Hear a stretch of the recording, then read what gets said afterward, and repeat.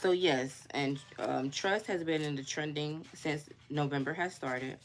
So I'm just looking at what's been revealed to us. So trust, peace, and righteousness has been highlighted today through us just reading this beautiful song. So in reading it, because you guys know I like to highlight things that stood out. To me, the title stood out, Betrayal by a Friend. And then when we got to verses 12, lines 12 through 14, it talks about the actual betrayal. It talks about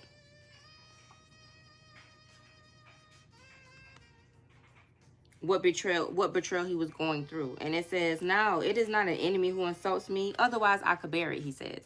"It is not a foe who rises up against me, otherwise I could hide from them, because these are people I don't know.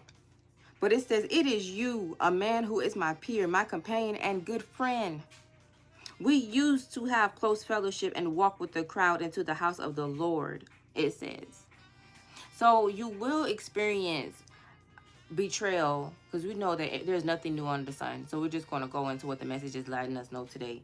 It's saying that you will have enemies that's in your household. You will have enemies that is your peers. You will have a betrayal that comes from inside of your circle.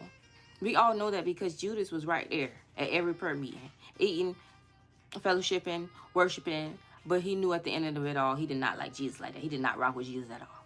He knew what he was going to do. He knew his intentions. That's why I think I posted a last week I did a video, maybe 2 weeks ago. I said, well, actually, no, I reposted because the lady was like, we have to start asking, why are you here? You already know your intentions as a friend, as a lover, as whatever. You already know what you're coming to do in my life. You already know what you're trying to do.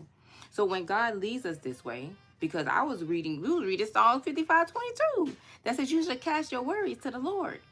And then we go see that there's this whole book, this whole section of Psalm 55 is talking about being betrayed by a friend, being betrayed by people that you know. It says, it's not a man who I don't know. It's not a man, a foe. It's a friend, my companion, my good friend, the one I used to have fellowship with, close fellowship with, the one we walk with in the crowds into the house of God. Your right-hand man. Amen.